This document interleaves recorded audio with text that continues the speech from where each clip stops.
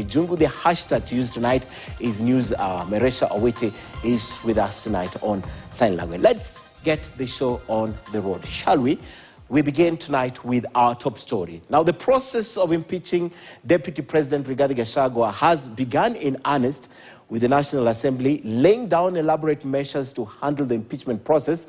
Now, the members of the public have been invited to participate in public hearings and submit views on the proposed removal of the Deputy President Rigathi Gachagua from office. This as the House suspended Thursday's sitting to allow for the critical administrative arrangements to facilitate comprehensive public participation on this motion. And as KTN Senior Political Affairs reporter Daniel Kariuki details, the House leadership and members held a kamkunji today and deliberated on the members' security as well as how to carry out the public participation exercise. These are some of... After Speaker of National Assembly Moses Wetangula approved an impeachment motion against the Deputy President Rigathi Gachagua, we'll be considering this morning. Parliament kicked off arrangements needed to facilitate the impeachment process. And members will be making their way into the chambers. In a Gazette notice, the National Assembly invited members of the public to participate in public hearings and submit views in oral or written submissions during the public hearings set to be held on Friday across the country.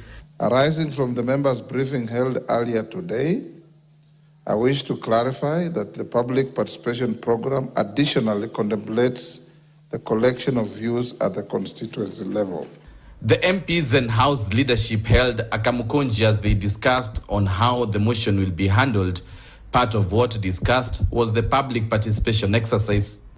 Also discussed was the MPs' security, as several members of parliament raised concern over the security.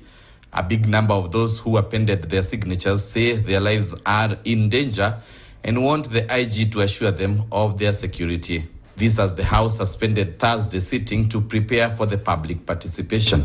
So members of parliament will need also to retreat to their constituencies and be able to inform their people accordingly, so that we make sure that everybody in every polling station is aware of the motion, the grounds of the motion, and they can give their say at the county headquarters. Pursuant to the provisions of Standing Order 28-4, which is calendar of the Assembly, this House resolved to suspend its sitting of Thursday, 3rd October 2024, so as to allow administrative arrangements necessary to facilitate the program of public participation. Tuesday, when the motion is set to be handled by the National Assembly, the MPs will have two sittings.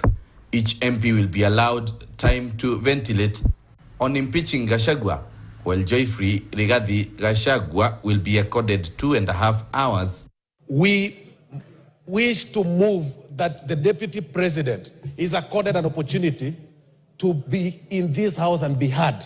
Honorable Speaker, we have a special and important motion that we must dispense of, and therefore we must give it due consideration and time, enough time for debate. We have a lot to say about this motion, and I think 5 minutes and allotting the mover 1 hour, I think we can give the mover 40 minutes, so that we get time to say, and we have a lot to say about this motion. Once we had put the signature, obviously they signed on the motion, having maybe some insight into what was in the motion. So us who are in the dark, we ask for more time to interrogate and discuss this issue. The public participation is scheduled for Friday. Members, we now have quorum. Daniel Kariuki, KTN News at the Parliament Buildings, Nairobi.